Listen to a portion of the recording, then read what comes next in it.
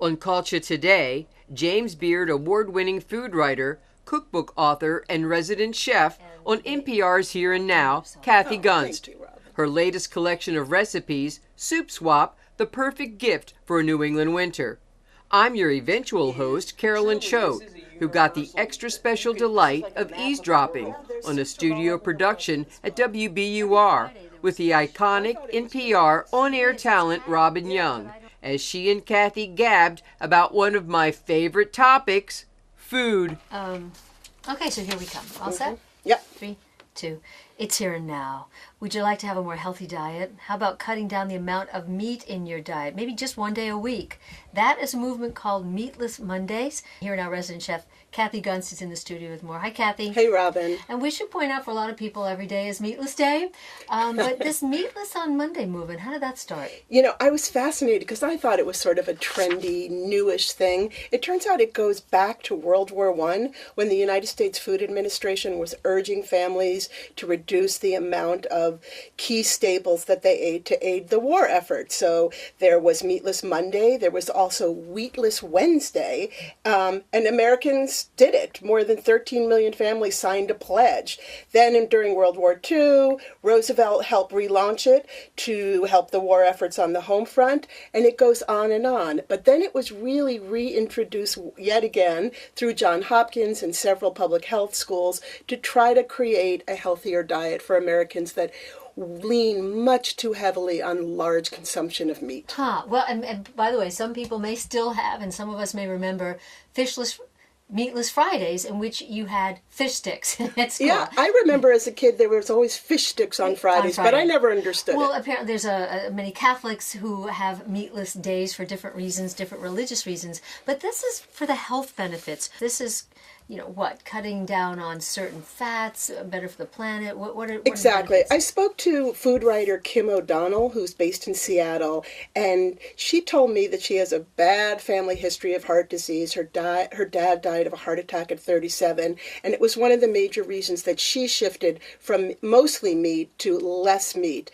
And she started writing a column for the Washington Post years ago, and it really caught on.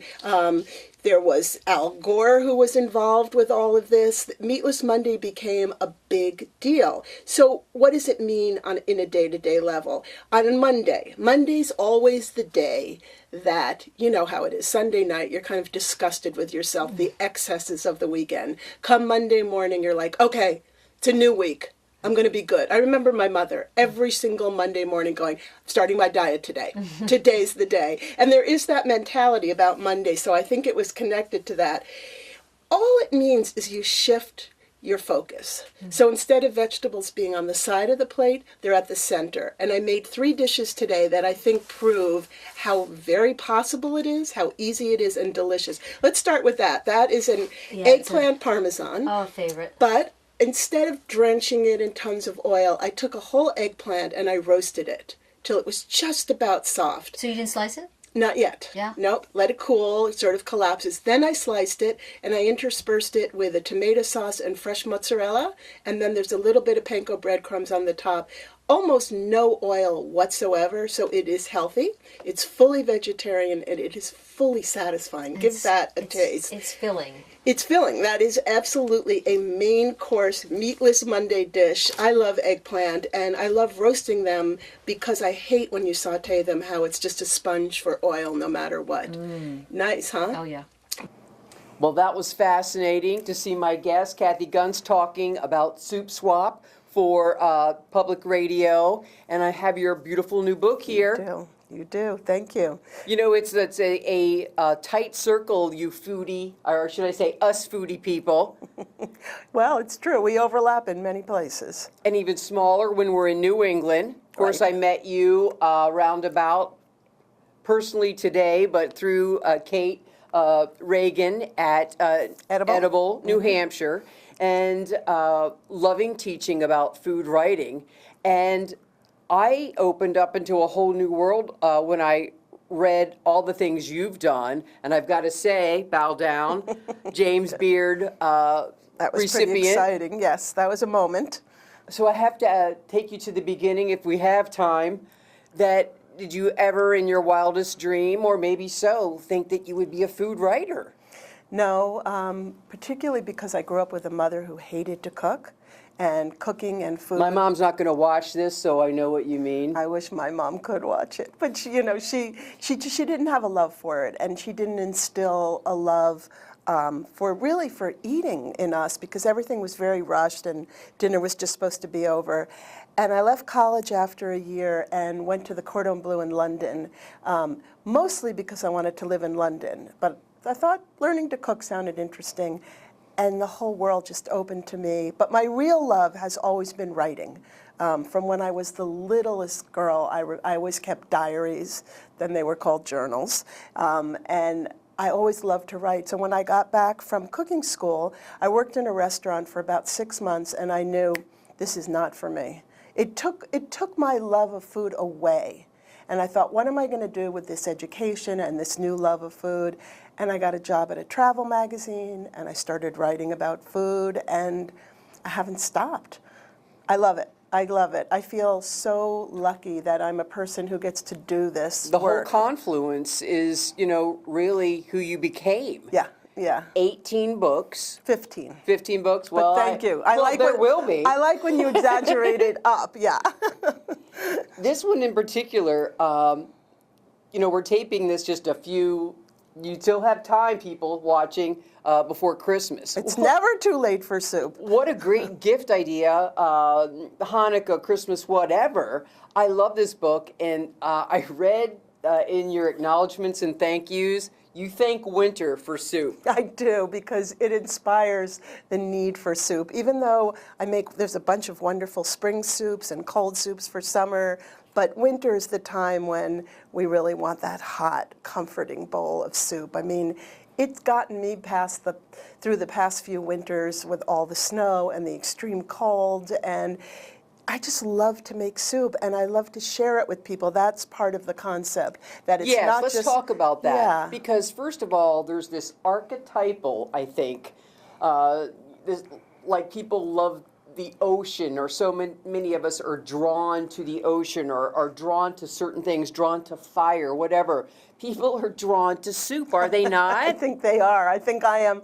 You think you're looking at someone who's drawn to soup. So 6 years ago, a friend and neighbor called and said, let's do a soup swap. And I, of course, said, a what?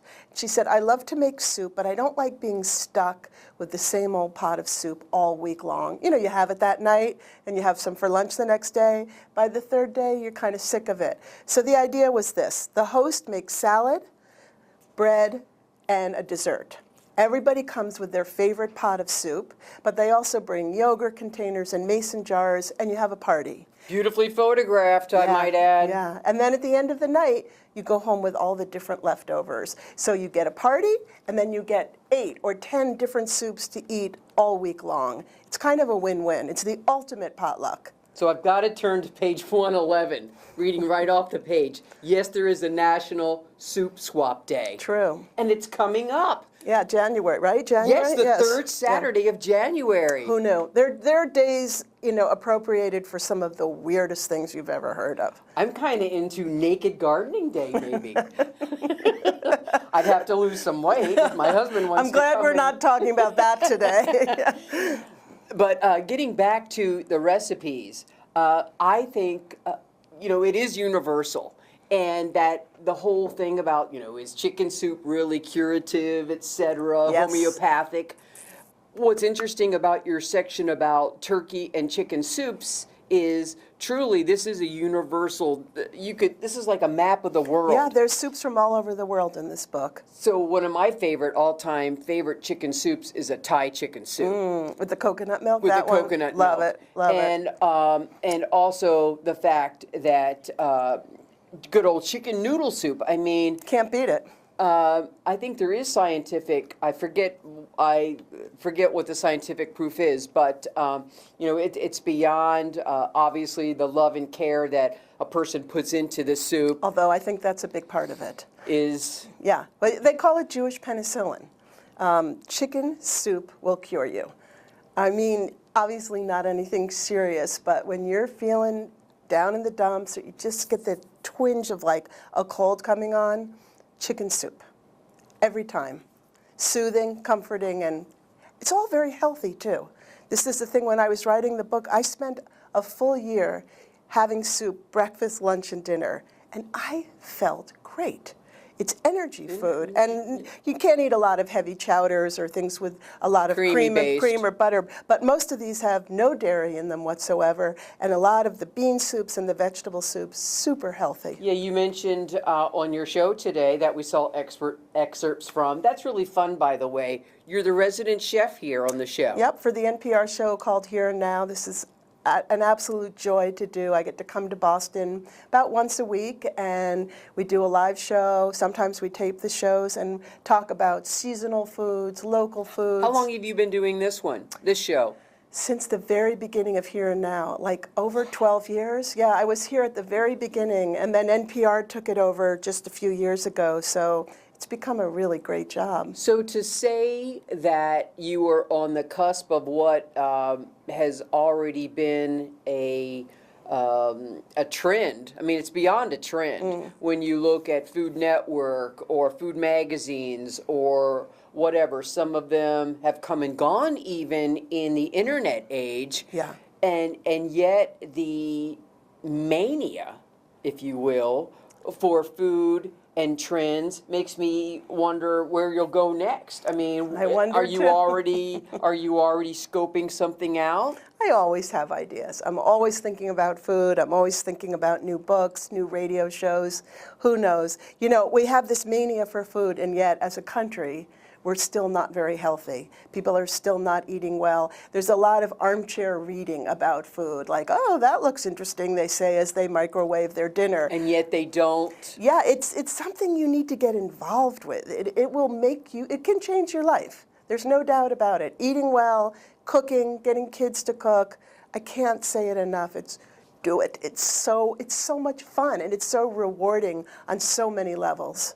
Well, that we'll conclude then by saying that there is something, like you were mentioning in the show, you know, your mom would say on a Monday, it's the day to start the diet. Well, we have that perennial desire to do something better in the new year.